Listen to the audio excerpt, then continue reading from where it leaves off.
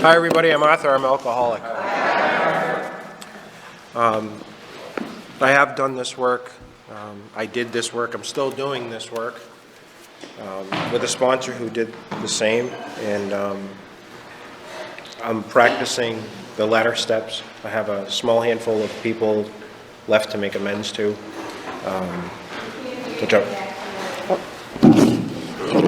Thank you for telling me that. So the fifth step is confession. It's ownership. It's accountability. I remember when I had been just about the tail end of my writing, I didn't spend really a whole lot of time thinking about confessing this with my sponsor and owning it. I wasn't really concerned with that. For me, I wasn't wrapped up in that. I'd written so much and he'd looked at it so often that the fear of talking with him about it left sometime during the inventory, I think. And if anything, I think I just arrived here prepared, like ready. It was almost a surreal experience. I'd spent almost 2 years with a notebook and a pen. And I spent almost what seemed like every free moment I had writing inventory. And don't get me wrong, I fought it a lot too. This wasn't easy. It didn't feel normal. It didn't feel natural to take ownership for things. It felt awkward for a really long time. The concept of the truth as I understood it during this work, I realized from doing the work, my idea of truth had seriously been altered. It had seriously been changed to a point where the truth didn't even feel familiar. It felt out of reach. It felt like an idea that I could half grasp. And without a sponsor to identify it for me and steer me towards it, I swear it would have been an impossibility to see this alone. The steps that were taken during the inventory preparing me for this fifth step, the alone time, the decision to make time, the separation of things that I would otherwise want to do in place of writing, the willingness to not do what I wanted to do, all of those things were critical to what I was about to do. I didn't know that at the time, but it was all in preparation of what would come later. It was an experience that rewrote my life. It was accountability for the first time in inventory, time and time again, to see just how I had been living and in what ways that I lied to myself about things and to other people. It was messy. It was revealing. It was humbling. And it drove home the necessity for there to be something other than my own way of thinking in my life. Nothing I regret. If anything, it's opened the door that when I need to write inventory today, I write inventory. I have several notebooks throughout my house. My wife found one recently. And she said, "Man, I didn't mean to look."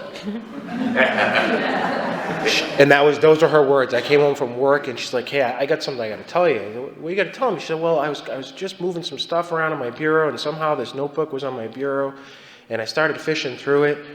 And she looked at me and she goes, "I feel so sad for you." That's what she said. She said, "I feel so sad that you deal with that." And I thought, not hardly as sad as I'll feel if I don't. You know, that was pretty much my thought. If I don't deal, I'm in trouble. But the point is that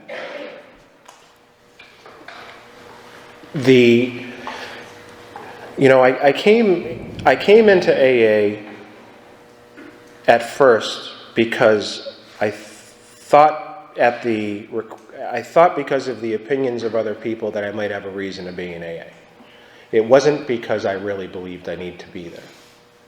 You know, I didn't feel like I wanted to stare at the cliches on the walls and look at the steps and learn about the traditions, and I didn't really care about any of that. You know, what drove me to AA was at first the recommendation of other people thinking I needed to be there.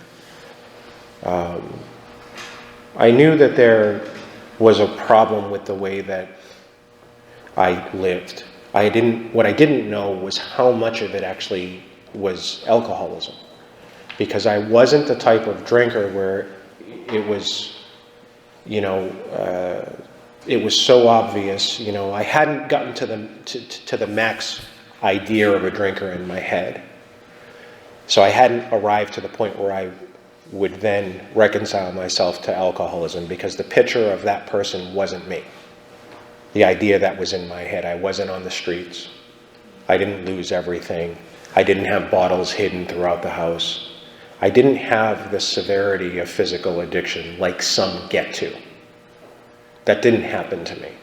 So reconciling the fact that I needed to even be in AA was tough. And at that time, I didn't have this work.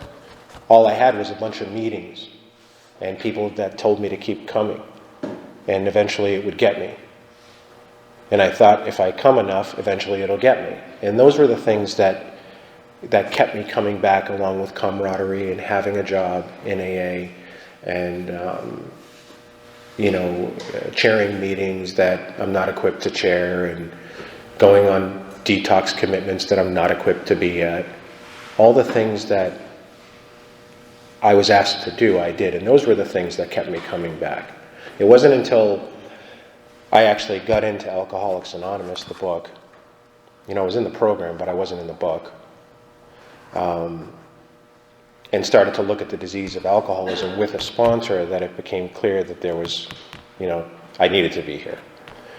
So by the time I was midway through my inventory, it was obvious that the way that I thought about things is what had been the root of my problem. The way that I operated and interacted with people is what was killing me. If anything, the episodes of running and justification of drinking and drugging were the relief from that, not the problem. They were the medicine. That was the only time I could get away from it. So the irony in that is that alcohol in that way and drugs became a sense of peace, not punishment.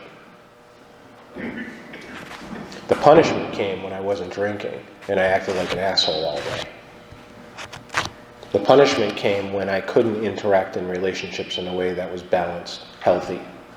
When I couldn't hold relationships with a sense of healthiness because I was too busy running them. Even though I wasn't equipped to run them, I believed I was, so that was enough to make me do it. You know, this constant way of living where I believe my own bullshit constantly. And I can't see my way out of a paper bag because my thinking has been affected in such a way that I can't see the truth. When I started writing inventory, without a sponsor, I'm not in prayer, I don't see how I would have been able to see it. So I finished my inventory, and my sponsor was living in Newton at the time, and I'm in the Brookfields, so I would drive to meet him after work 2 or 3 days a week from wherever I was, and I would read inventory at his house. And it was awkward, and I felt scared, confused, worried that it wasn't going to work. Just things, that you think about when you're doing all this work and anxiety that comes with it, and worried about whether or not I was doing it perfectly, worried about whether or not I could make the perfect connection with God. All these really kind of, prideful, kind of, just spiritual pridefulness, false pride that was there, and ideas. And it was nothing more than me just continuing to read to him time and time and time again the same thing over and over and over again. I'm angry at this person because, they looked at me the wrong way. They spoke to me the wrong way. Don't they know who I am? How dare they? And my idea would be then, I don't think of myself like my pride does. I suck. And they know it. There's my security. Or they're going to know it. The relations, how's it even possible with that way of thinking? The only person that's in the relationship in that resentment is me. And that's why I don't have one. And that's what I would write, don't have one. Where am I selfish? And in that they're looking at me. I want to control the way that they view me. Which is dishonest because I can't control anything that I do. How dare I possibly think that I can actually control somebody else's thought? Dishonest, it's none of my business what they think. Dishonest, I don't even know if it's true that they're thinking that. What do I do as a result of feeling like shit? I leave that person, go and rat on that person, or gossip about that person, or sabotage that person, or cold shoulder that person. All of this because I thought that they looked at me funny. And I'm afraid, which is what fuels it all, right? Afraid of the opinions of other people, afraid of rejection, afraid of failure, not being in control, not having what I want, abandonment. The list is long, and I wrote that about 3,000 times on different people. And I talked about it 3,000 times on different people. And that's what my fifth step was a confession out loud, like it says in the book, to illuminate the crannies of my life and my thought process. And it was very humiliating to see that that's the way that I think about things and how immature my thinking was. And it wasn't difficult to realize that I was at the root of all of it, that I was the one who kept pushing the stone by insisting on controlling circumstances that were absolutely and positively out of my control. They were never in my control. I just lived in the idea that they were and made a mess. That's basically what happened. So I finished my inventory, and my sponsor was good about it. He reflected. He would pause me during the inventory and make me back up on stuff if he heard something that was not quite the truth. And I'd reread it, and then we would talk about it until we got to the truth. And sometimes that was him getting there for me. Most times it was me getting there, And what was revealing about it was getting to parts of my inventory that I absolutely had no memory of writing. None whatsoever.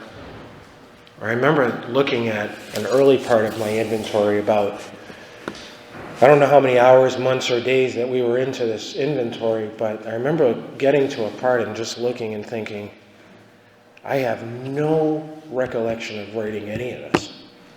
It was the most bizarre thing, and it was in those moments that I knew that God was doing for me what I couldn't do for myself. It was in those moments that I realized the effect of the third step prayer before I started writing. And my confidence grew in the idea of God. And I felt validated at that point that, it was tangible. I had something tangible that I could silently reflect upon and know that that was the truth without any reservation. to know that the work I had done up until this point was actually taking effect, to know that I wasn't alone when I was doing it. All of which, the whole time this is going on, it has absolutely nothing to do with drugs and alcohol, but everything to do with the way that I think. Drugs and alcohol stopped being a problem when I stopped, right? And at this point in the fifth step, I realized the effects of not thinking and living in a way that's conducive to healthy living, that involves, a presence of God or a concept of God. I understand the consequences of being God or trying to be. It produced half a dozen notebooks. It produced a long list of amends. It produced fear and mistrust. It bred everything that I never wanted in almost every relationship that I had. And at the center of all of that was me. And in the confession during the fifth step, if you're not convinced during that fifth step that you are the problem, maybe you should write another fourth. Because I was pretty convinced by the time I got done with it. It was exhausting to read this over and over again. A type of exhaustion that was beyond physical. And for those who have done a fifth step, they understand that it takes about 30 minutes of reading the same thing and you feel like you've read for 3 hours. It tires you in a way that is almost difficult to explain. It's surgery, if you will. A type of spiritual dissection to take out a cancer that has ruined almost everything. So I went at it and I illuminated everything. I didn't leave any stones unturned. I was prepared to put everything on the table in front of this man because I knew at this point it wasn't about him. It was about whether or not I was going to build an open, honest dialogue with God. And I knew by that point that if I kept anything back, it would cost me later. That my sponsor was a witness. That was it. That it was up to me to drive through the principle of honesty, knowing that God is listening, that he's physically witnessing, but God is hearing. And I really wanted to build this relationship with God, knowing that I needed it, or I would fall back to what I just wrote about. So I illuminated everything that was difficult, everything sexual related, all the embarrassing stuff, the self-humiliating stuff. And I didn't have to call him afterwards and say I left something out. I'm thankful for that. I know that happens for some people, and it very well may be that they actually do inadvertently or accidentally, unknowingly even leave something out. I mean, I've developed my brain in such a way at hiding the truth. It's easy for one to do that, I could see. So I didn't have to do that.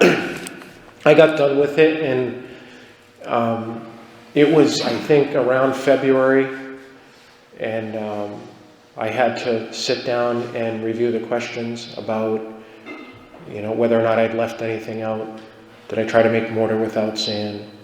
And I was in Newton, and it was like 10 at night.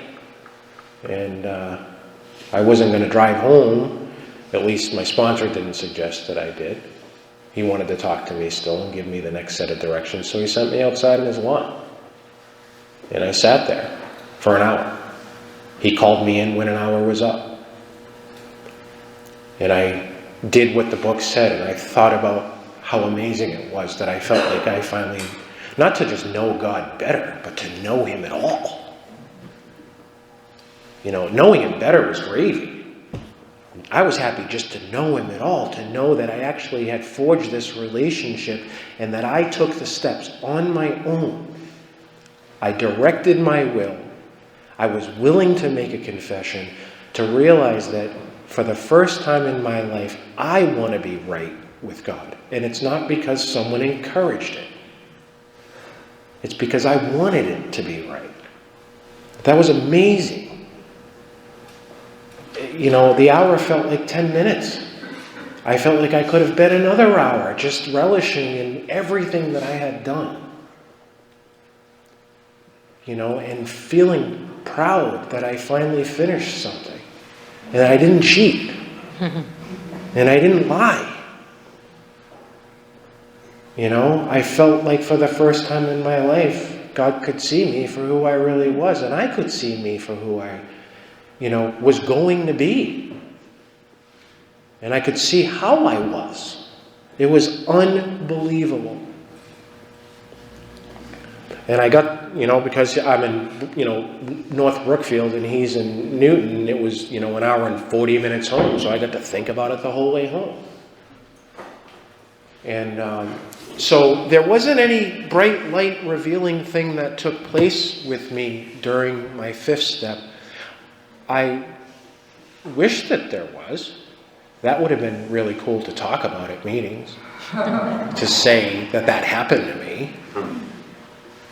It did happen to me in a very gradual and slow manner, like the book talks about. It talks about us having spiritual awakenings of the educational variety, coming slowly and gradually over a period of time. Well, that period of time, was almost 3 years. 2.5 years of writing inventory. It took me 4 months to read it. There was a lot. And he gave me a lot of time. He fed me when I went up there. We'd have supper or whatever. And, it was warming to know that he was willing to put in that kind of time for me and for himself. That I felt like I had a friend. And I still have that friend. He knows me in a way that only somebody who heard a fifth step could know me. And that's amazing. I would absolutely, positively, without question, do this again.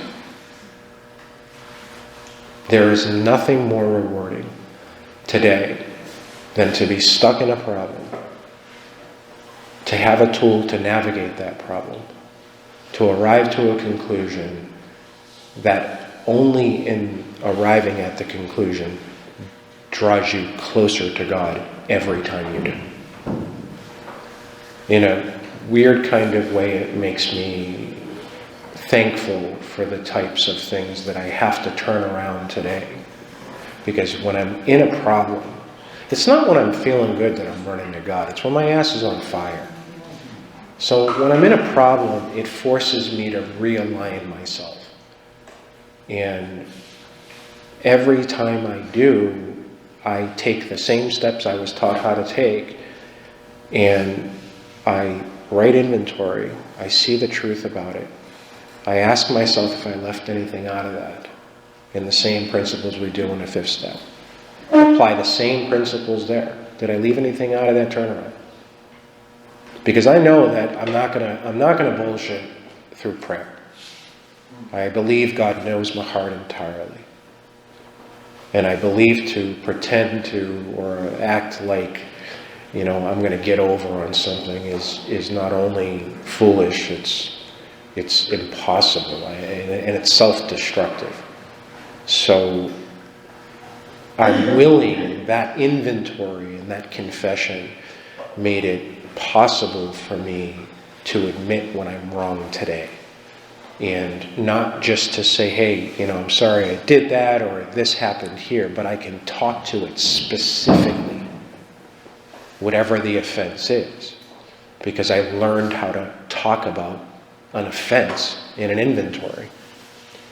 And I put that in concrete every time I went out and made an amends to somebody face to face.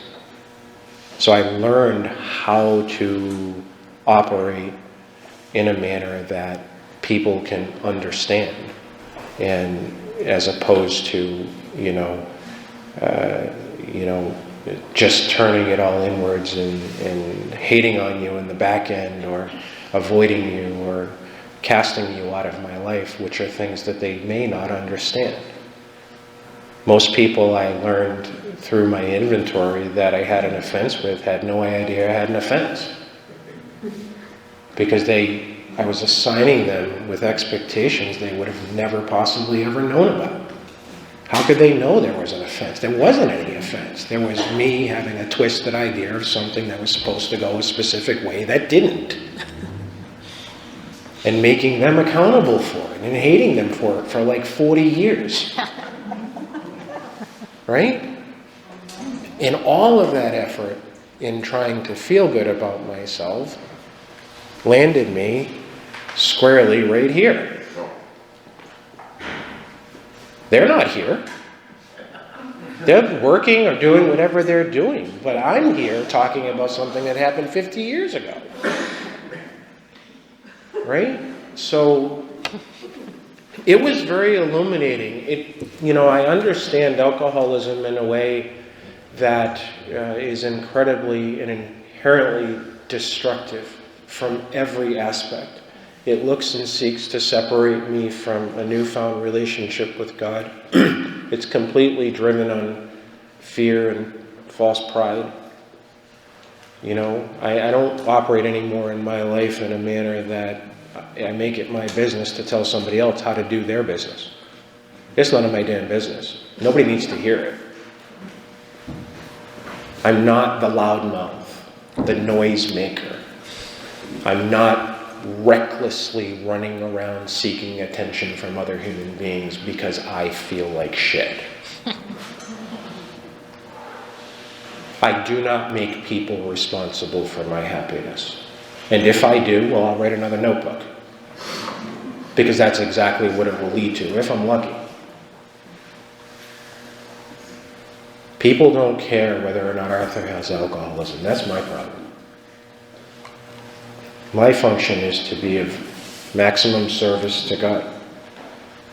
I've had a newfound relationship today. My function is to be of maximum service to God.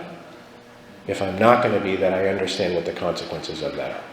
And there is a price to be paid. Make no mistake about it that people say in AA that this is a program of suggestion. Yeah, if you're half alcoholic. Maybe it is a program of suggestion if you're half sick. But for people who are really sick, who can naturally function in complete dishonesty and believe it, that's a whole nother level. I believe my own shit. That's what I'm saying. I will lie my way right back into a barroom. And I'll do it with a thought. It starts with, she's really good looking. My next thought is, I was talking about this with a guy I sponsor this morning. I need to conquer her. I need to conquer her. And that thought turns into, that's exactly what I need to be happy. And all of these are assignments that you don't know about. All you did was walk by. Well, if you don't look when you walk by, what's that mean? I'm ugly. Maybe you were going to get coffee. Maybe you had a friend to see, right? So it starts with small, dishonest lies that are very casual on the surface. They start casually and then they turn into monsters. You can insert this scenario however you will. I'm just going to buy one. I only need one. Why am I at the register with 3? Right? Why not? I have money. I work. Those are the justifications. All the while, I only needed one. It's that thinking that's poisonous, that's cancerous. The problem with that thinking is that in order to think about it in a manner that aligns me with God, if God is based in truth, then I have to operate in a manner that's based only in truth. So the inventory really exposes all of that. It brings that and illuminates that. So now you're accountable. So from here forward, having done the 5th step, it really is on you. There isn't the excuse of I didn't know anymore. You're either going to be rightly aligned with God because you've willfully brought yourself there, or you're going to stand in belligerent denial, which the book talks about is the recipe for disaster. There isn't a middle of the road. There's not half foot in dishonesty and a half foot in truth. Not in this. This doesn't have a middle measure. And the inventory totally prepared me for that. The 9-step work made sure I put it into action. The 10-step work ensures that I'll stay in action. The 11-step work is the source of power with that action. The 12-step work is my repayment. That's a debt being paid. It's not because I'm a great sponsor. That's nice. Those things are nice. That's because I owe it. It's because what I had and that was given to me without cost. And it's not mine to keep.